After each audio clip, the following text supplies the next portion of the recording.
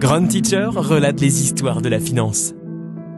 Le monde financier retient son souffle. L'or vient de franchir un cap historique. 3000 $ l'once. Une première, une folie, une conséquence directe des menaces commerciales de Donald Trump. Pourquoi l'or explose-t-il quand la peur s'installe? Qui en profite vraiment? Et surtout, jusqu'où peut-il aller? Bienvenue dans Grand Teacher Relate.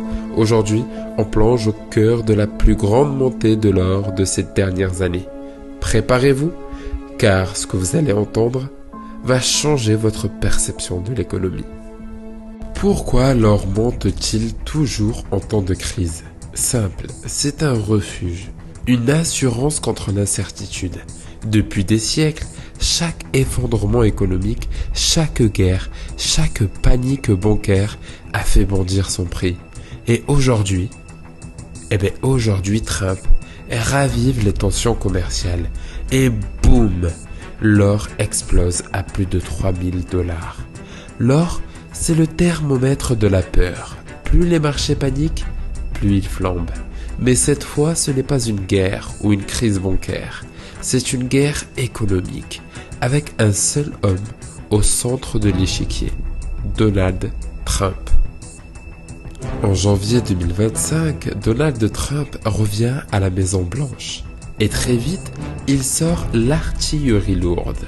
Menace de droits de douane à 200% sur le champagne français, nouvelle taxe sur l'acier et l'aluminium. Le message est clair. America First est de retour. Les marchés détestent l'incertitude. Résultat, les investisseurs fuient. Et ils se ruent sur l'or.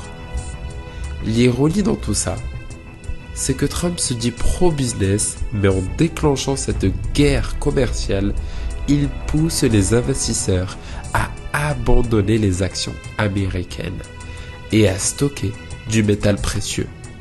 Un vrai paradoxe fascinant. Et pendant que le monde tremble, certains s'enrichissent. Dans l'ombre, certains acteurs se frottent les mains. Qui? Les banques centrales, qui stockent de l'or depuis des années.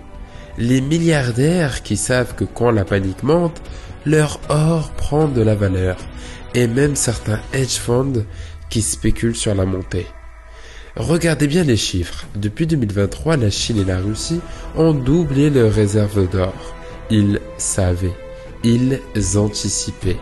Pendant que l'Occident s'inquiétait de la récession, eux achetaient du métal jeune en masse.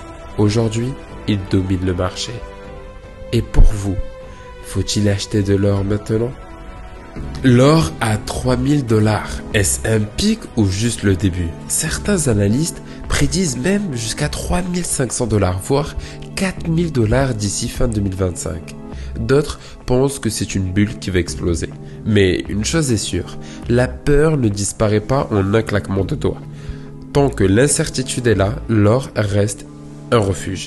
Mais souvenez-vous d'une chose, tout ce qui monte trop vite finit toujours par redescendre. Et dernier petit point, évitez de trop vous concentrer sur ce que certains analystes peuvent dire. Sinon, vous allez être susceptible d'être touché par vos émotions et de réagir à cela, par un effet de mouvement ou de tendance qu'on pourrait qualifier de FOMO et tomber dans un piège sur lequel vous ne ressortirez peut-être pas gagnant. Donc pour conclure, le métal jaune à 3000 $, c'est un tournant historique, un signal d'alerte pour les marchés, un message fort je dirais même. C'est que l'économie mondiale est actuellement plus fragile qu'on ne le pense. Trump, les tensions commerciales, la guerre des devises, tout est lié. Alors, que vous allez faire? Saisir l'opportunité ou rester à l'écart? L'histoire, elle, continue de s'écrire. Et nous, on sera là pour la raconter. C'était Grand Teacher Relate. Si cet épisode vous a appris quelque chose, partagez-le. Abonnez-vous et on se retrouve très vite pour un nouveau voyage au cœur de l'économie. Je vous dis à très bientôt Et souvenez-vous, comprendre, c'est maîtriser.